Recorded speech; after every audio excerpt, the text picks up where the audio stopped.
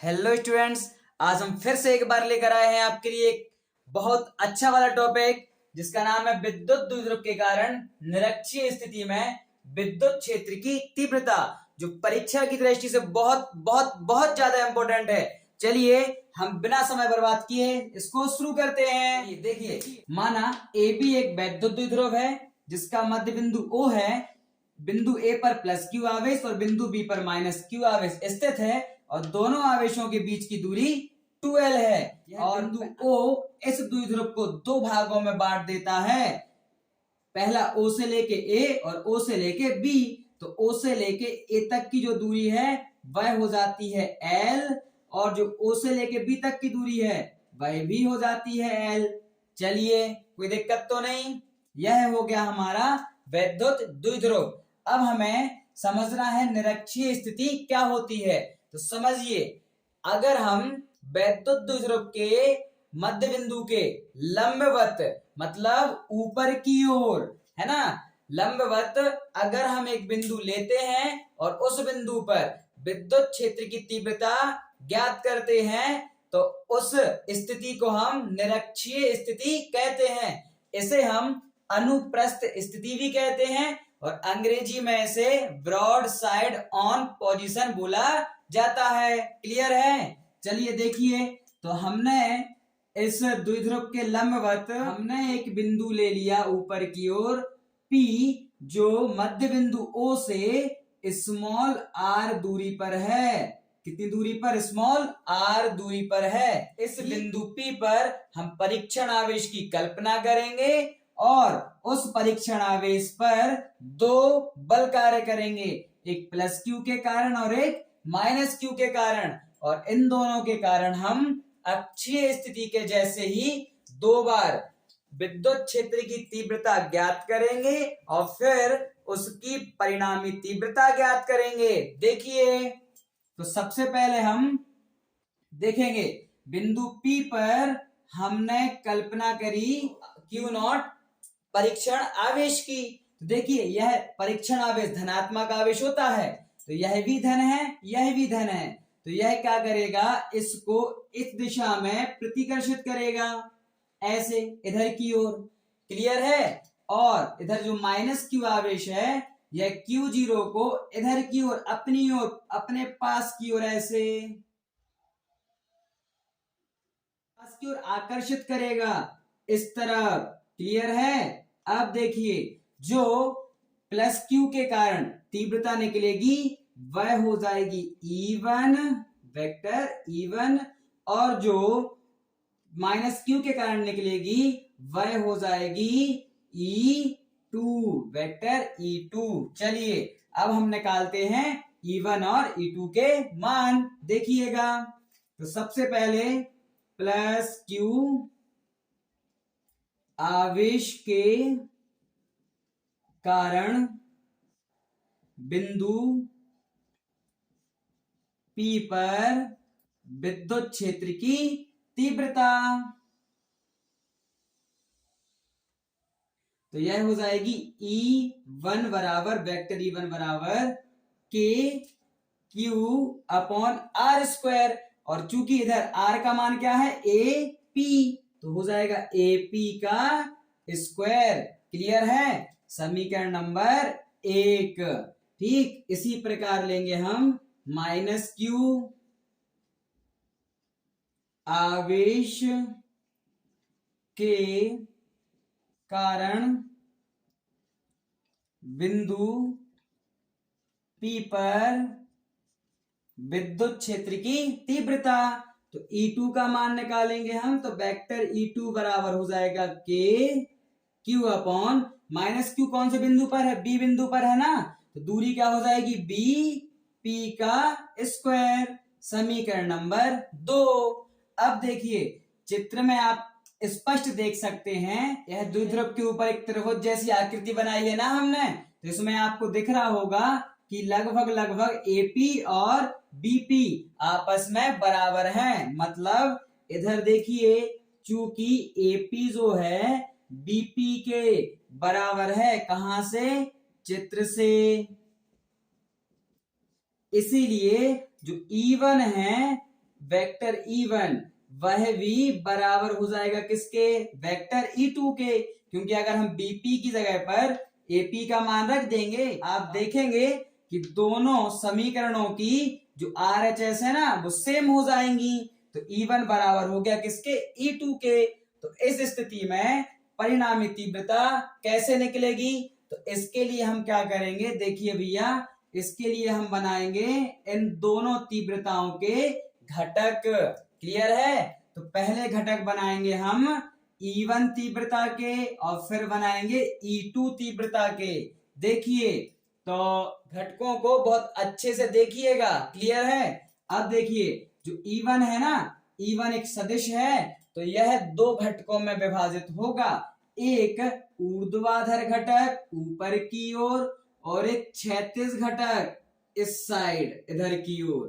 Clear है? अब देखिए, ऊर्ध्वाधर घटक जो होता है ना वो होता है वेक्टर E1 साइन थीटा, ठीक। और जो क्षैतिज घटक है वह होगा वेक्टर E1 कॉस थीटा।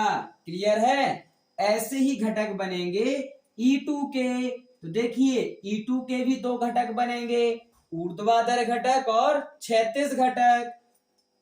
तो E2 का जो ऊर्ध्वाधर घटक होगा वो आ जाएगा इधर नीचे की ओर, जिसका नाम हो जाएगा वेक्टर E2 साइन थीटा, और क्षैतिज घटक हो जाएगा वेक्टर E2 कॉस थीटा। अब इस चित्र में देखिए, इन घटकों में जो E1 साइन थीटा है और जो E2 साइन थीटा है, इन दोनों की दिशाएं विपरीत हैं।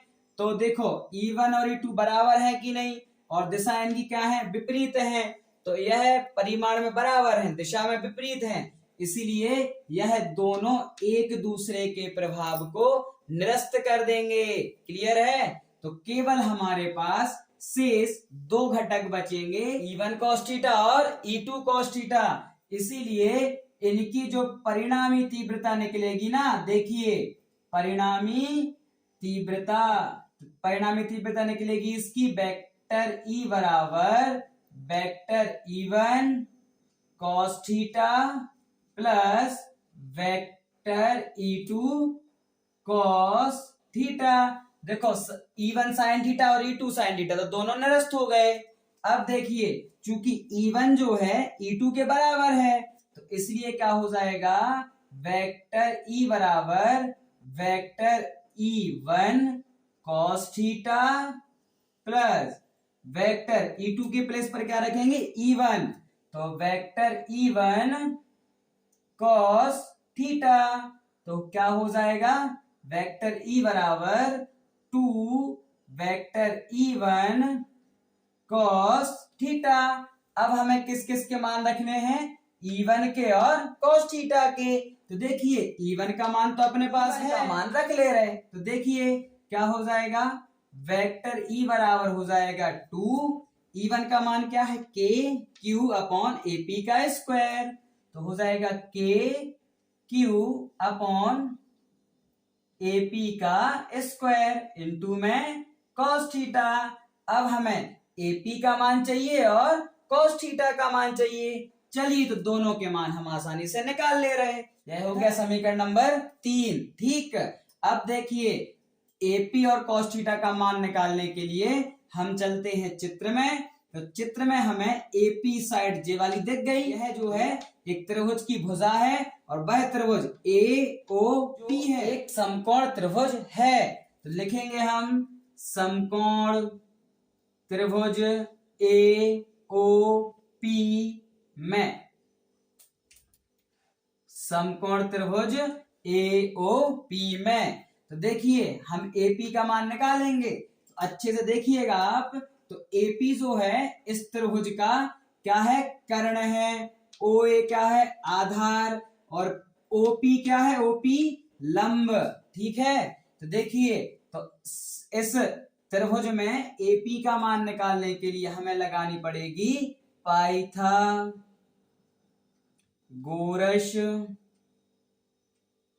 प्रमेय।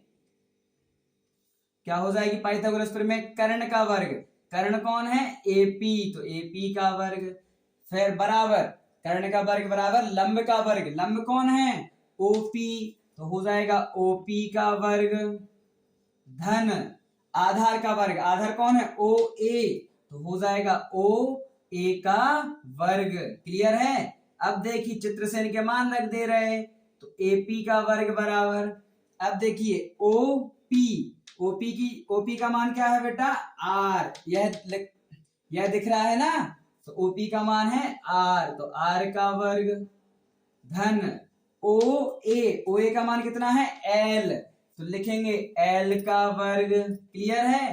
तो यह आ गया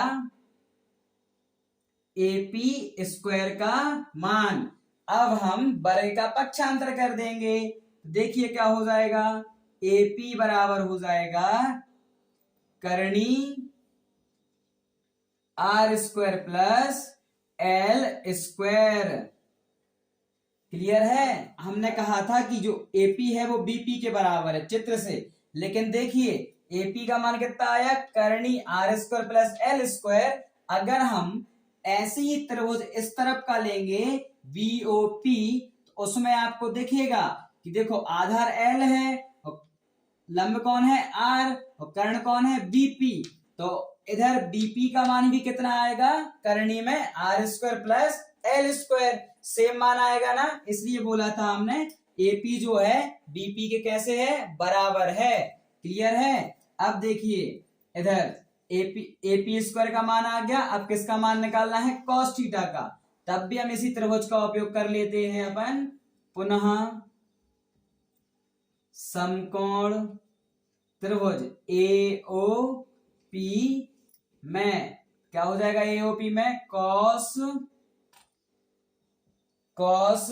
थीटा बराबर क्या होता है, कॉस थीटा बराबर आधार बटे कर्ण।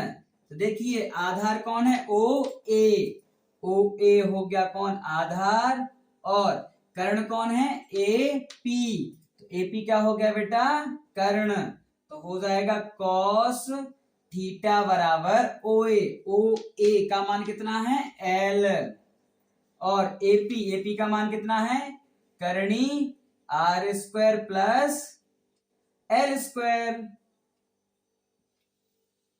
यह जो यह मान किसका आ गया कॉस थीटा का।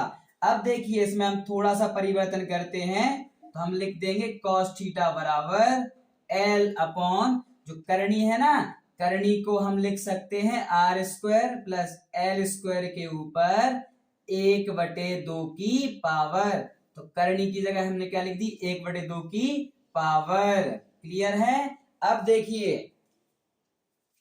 देखिए हमारे पास एपी स्क्वायर का भी मान आ गया और कॉस थीटा का भी मान आ गया, तो अब हम क्या करेंगे समीकरण 3 में एपी स्क्वायर और कॉस थीटा का मान रख देंगे और हमारा डेरिवेशन सॉल्व हो जाएगा। देखिए इधर रखते हैं समीकरण 3 में मान रखने पर, तो देखिए क्या हो जाएगा वेक्टर ई बराबर 2, क्या लिखा है इधर पर के क्यू अपॉन क्या है एपी का स्क्वायर, और एपी स्क्वायर का मान क्या है R square plus L square, तो हो जाएगा R square plus L square into में कौन है कॉस थीटा, और कॉस थीटा का मान निकाला हमने L upon R square plus L square के ऊपर 1/2 की पावर।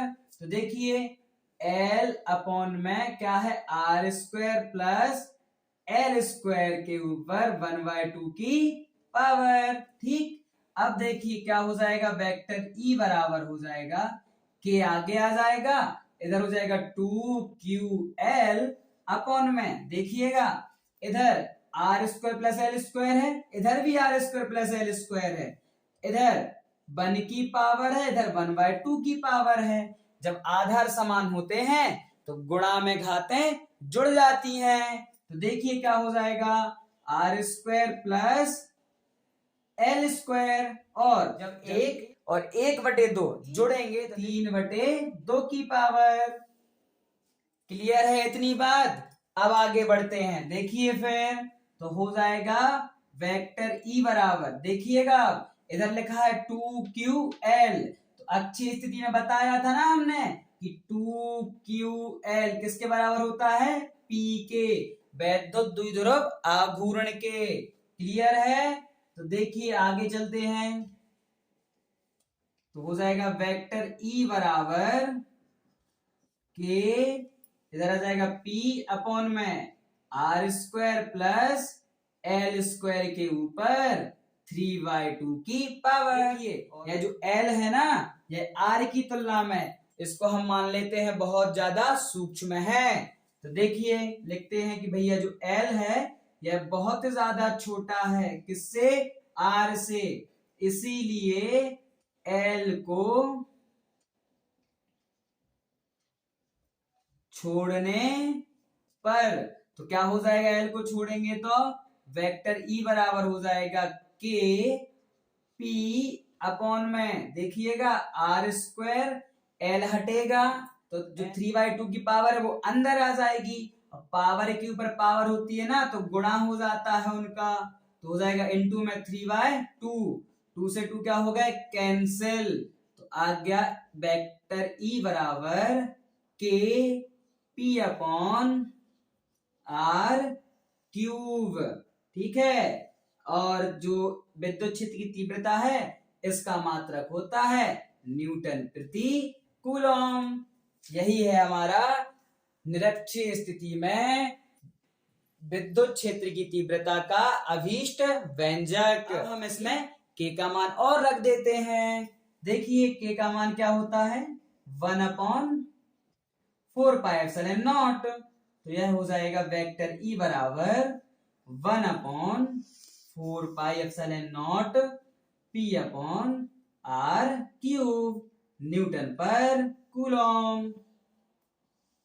देखिए यही आ गया हमारा निरक्षीय स्थिति में विद्युत क्षेत्र की तीव्रता का सूत्र। आप इसका स्क्रीनशॉट ले सकते हैं।